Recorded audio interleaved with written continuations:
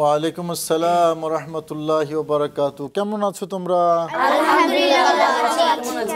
আলহামদুলিল্লাহ, আমিও ভালো আছি। আর তোমরা ভালো আছো এই কথা শোনার পরে আমি কি আর ভালো না থেকে পারি?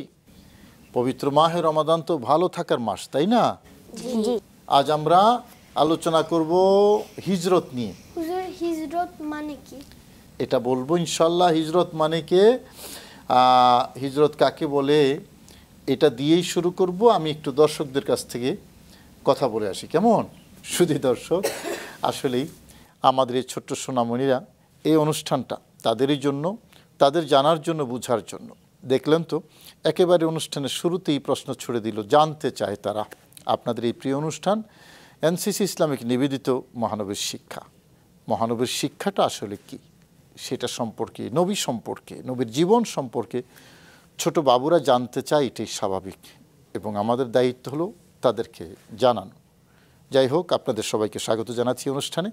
আসুন আমরা তাদের সাথে কথা বলি। হিজরত, যেমনটি প্রশ্ন এসেছে আমাদের ছোট্ট বন্ধু, কি নাম না তোমার? শোয়েব আহনাফ নিহাল। নিহাল প্রশ্ন করেছে হিজরত কাকে বলে। হিজরত শব্দের অর্থ হলো ত্যাগ করা, ছেড়ে দেয়া। আর মূলত হিজরত মানে হলো আমাদের প্রিয় নবী রাসূল করিম, সবাই বলো সাল্লাল্লাহু আলাইহি ওয়াসাল্লাম, তিনি মক্কা শরীফ ছেড়ে দিয়ে যে মদিনা শরীফ গিয়েছেন, এটাকে ইসলামে হিজরত বলে। কি বলে? তোমরা বুঝতে পেরেছো? নবীজি ছেড়ে দিয়েছেন মক্কা শরীফ ছেড়ে দিয়ে কোথায় গিয়েছেন? মদিনা শরীফ। এই মক্কা শরীফ ছেড়ে দিয়ে যে মদিনা শরীফ গিয়েছেন, এটাকে কি বলা হয় বলো তো? হিজরত বলা হয়। মক্কা শরীফ ছেড়ে দেওয়ার অর্থ হলো নবীজি মক্কা শরীফ জন্মগ্রহণ করেছেন। নবীর আসল বাড়ি কোথায় ছিল? মক্কা শরীফ। নবীজির আব্বাজান আম্মাজান মানে পৈতৃক বাড়ি ছিল মক্কা শরীফ। এখানেই নবীজি জন্মগ্রহণ করেছেন এবং এখানেই নবীজি বড় হয়েছেন, বেড়ে উঠেছেন। এক সময় পেয়ারা নবী রাসূল করিম সাল্লাল্লাহু আলাইহি ওয়াসাল্লাম মক্কা শরীফ ত্যাগ করে, মক্কা শরীফ ছেড়ে দিয়ে কোথায় গিয়েছেন? মদিনা শরীফ। নবীজি কেন হিজরত করেছিলেন? মাশাআল্লাহ, নবীজি কেন হিজরত করেছেন? আর একটা প্রশ্ন, খুবই যৌক্তিক প্রশ্ন। নবীজি নিজের বাড়ি ছেড়ে কেন মদিনা শরীফ গেলেন, তাই না? এটা তো একটা জানার বিষয়। কি মনে হয়, তোমাদের জানা দরকার আছে না? হ্যাঁ, এই কথা নিয়ে, এই প্রশ্ন নিয়ে কথা বলবো। তবে তার আগে আমি একটু কোরআনে কারীম তেলাওয়াত শুনবো। আজকে কে তেলাওয়াত করবে? কে? কোরআনে কারীম তুমি। কি নাম তোমার? আমির হামজা। ঠিক আছে, সুন্দর করে তেলাওয়াত করে সবাই মনোযোগ দিয়ে শুনবে। আউযু বিল্লাহি মিনাশ শাইতানির রাজীম। বিসমিল্লাহির রহমানির রহিম। ইন্নাল্লাযীনা আমানু ওয়া আমিলুস সলিহাতি কানাত লাহুম জান্নাতুল ফিরদাউসি নুজুলা خالدين فيها لا يبغون عنها حولا قل لو كان البحر مدادا لكلمات ربي لنفد البحر قبل أن تنفد كلمات ربي ولو جئنا بمثله مددا قل إنما أنا بشر مثلكم يوحى إلي أنما إلهكم إله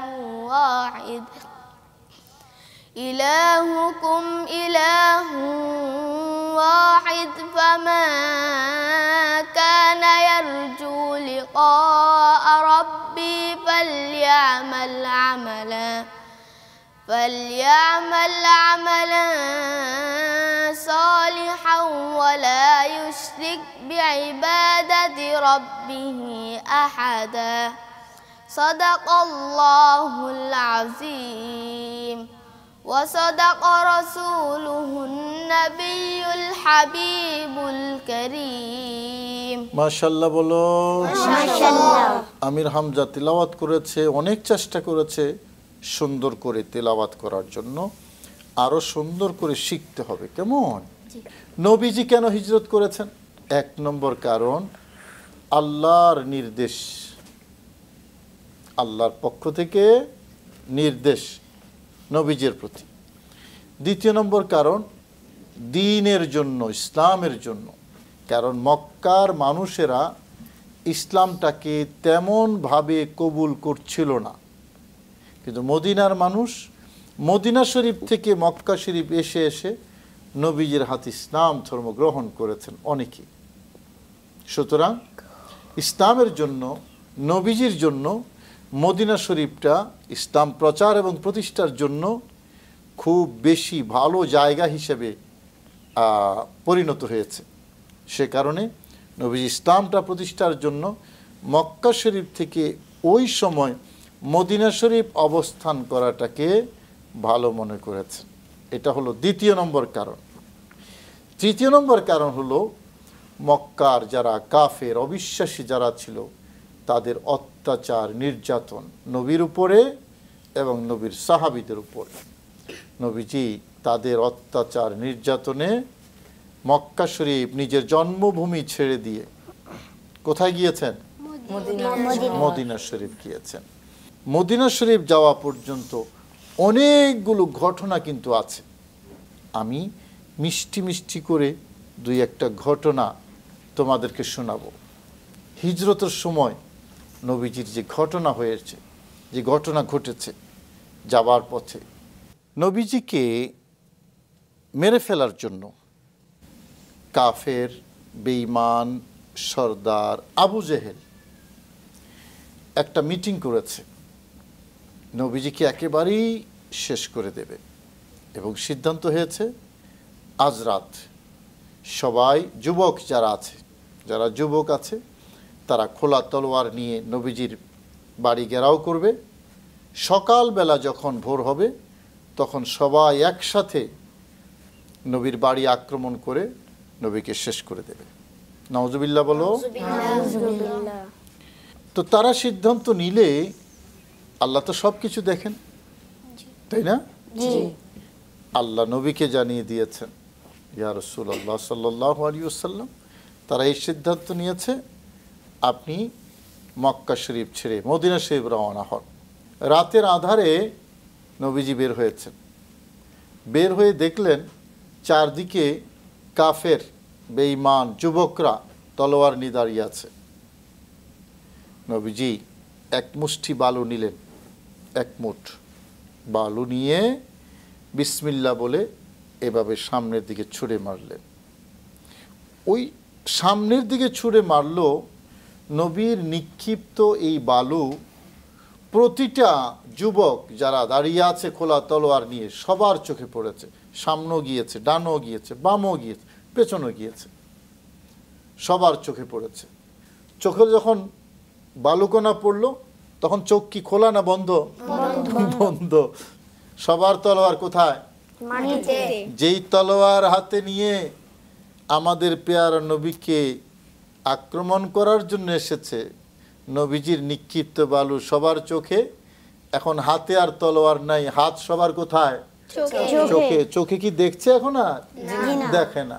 তো চোখে যখন দেখে না, নবীকে দেখবে কিভাবে? বাস সবার সামনে দিয়ে নিরাপদে আমাদের পেয়ারা নবী রহমতুল্লাহ আলামিন ঘর থেকে বের হয়ে গেলেন।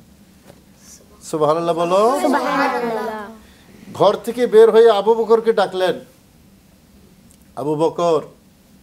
আবু বকর আগে থেকে রেডি ছিলেন, নবীকে সঙ্গ দিয়ে রওনা হলেন। রাতের অন্ধকারে কয়েক কিলোমিটার, 5-7 কিলোমিটার যাওয়ার পরে দেখলো শত্রুরা চারদিকে লেলিয়ে পড়েছে। কথা বুঝতে পেরেছো? এইদিকে হযরত আলীকে বলে গেলেন, আলী, আমার কাছে কিছু মানুষের আমানত আছে, তোমার কাছে দিয়ে গেলাম, তুমি এই আমানতগুলো আগামী 3 দিনের ভেতরে, কয়দিন?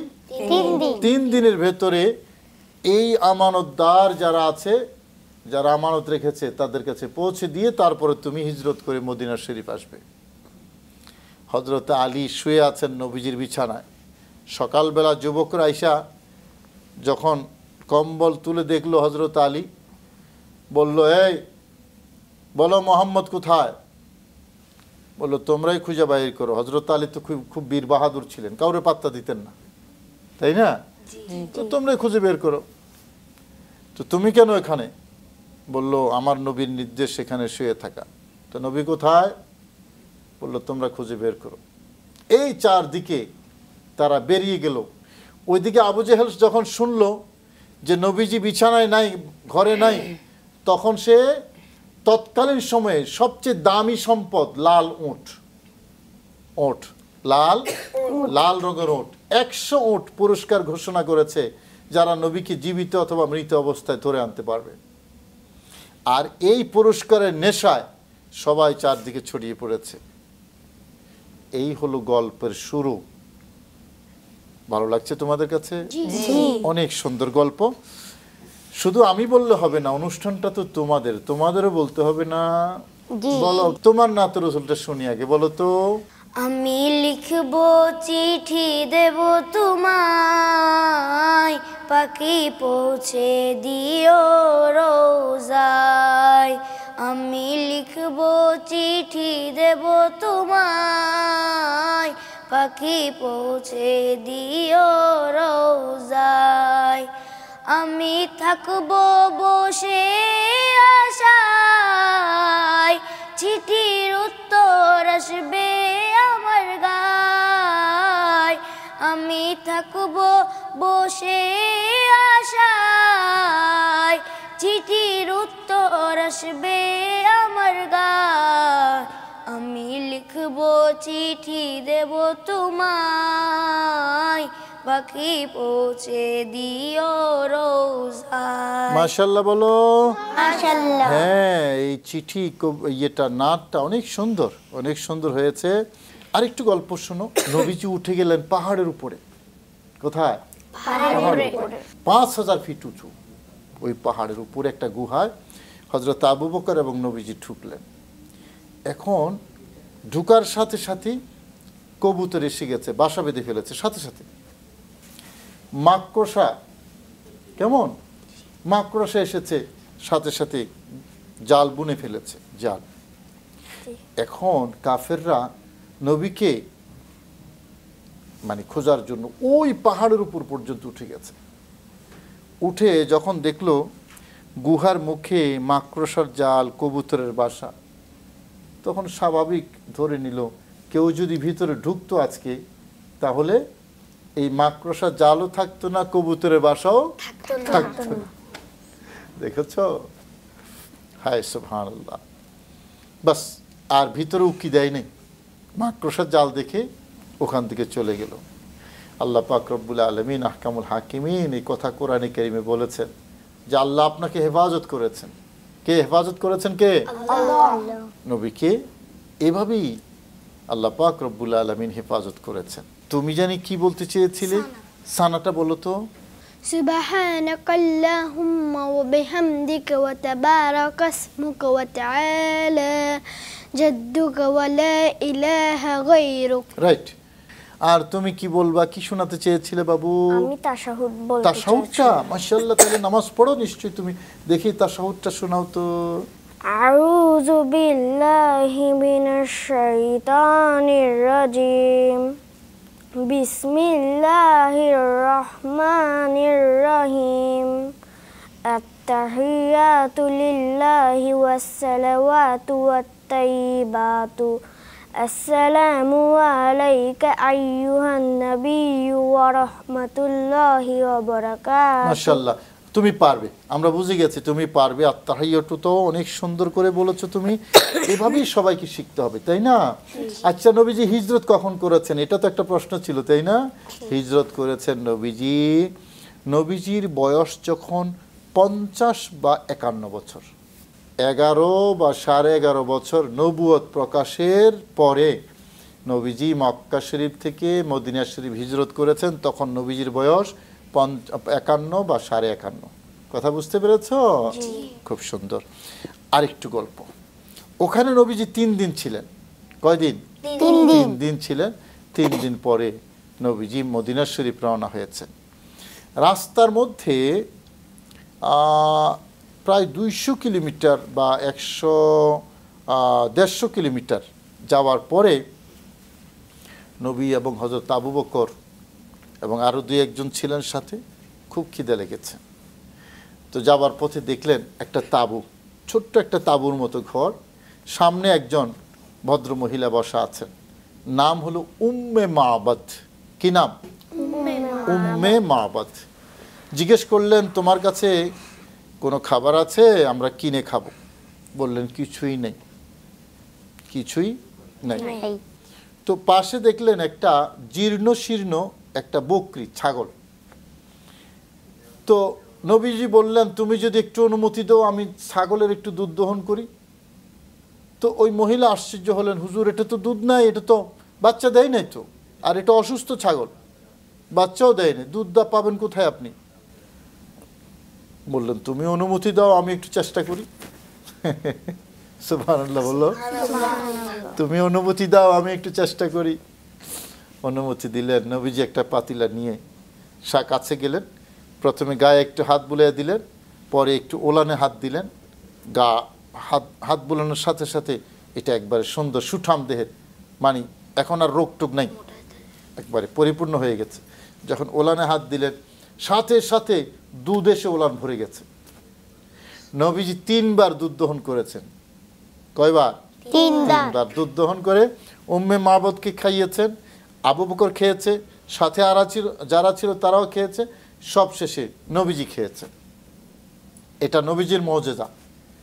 বাচ্চা দেয়নি অথচ দুধ আছে, জীর্ণশীর্ণ অসুস্থ, নবীজি দুধ দহন করেছে। সুবহানাল্লাহ। এখান থেকে নবীজি মদিনা শরীফ গিয়েছেন। আচ্ছা, তুমি না একটা কবিতা শোনাবে বলেছ, কবিতাটা দেখি, কয়েক লাইন শোনাও তো একটু কবিতাটা। আল্লাহ আমায় রহম করো, ক্ষমা করো পাপ, তাওবা করে তোমার নিকট চাই গো আমি মাফ। চলার পথে ক্ষণে ক্ষণে ভুল করেছি শত, ভুলের শিকার করে হলাম তোমার কাছে নত। সুবহানাল্লাহ, মাশাআল্লাহ। হ্যাঁ, মুখ ফিরিয়ে নিও না আজ, ওগো আমার রব, এই পৃথিবীর মালিক তুমি, তুমিই আমার সব। তোমার বিধান মানবো আমি, চলবো তোমার পথে, হেফাজতে রাখো আমায় হারাম কর্ম হতে। ধন্যবাদ। আসসালামু আলাইকুম। মাশাআল্লাহ, কবিতাটা তো অনেক সুন্দর, তাই না? আমার তো শুনতেই মনে চাচ্ছিল। যাই হোক, আমরা হিজরতের এই গল্পগুলো নবীজির জীবনের একটা গুরুত্বপূর্ণ অংশ, তাই না?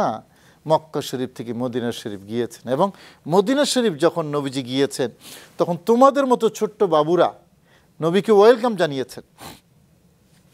রাস্তার 2 পাশে দাঁড়িয়ে, তলা আল বাদরু আলাইনা মিন সানিয়াতিল বিদা ওয়াজাবা শুক্রু আলাইনা মা দা লিল্লাহি দা, সুর করে করে এই মদিনার ছোট ছোট শিশুরা নবীকে রিসিভ করেছে, খুশিতে আত্মহারা, আনন্দে আত্মহারা।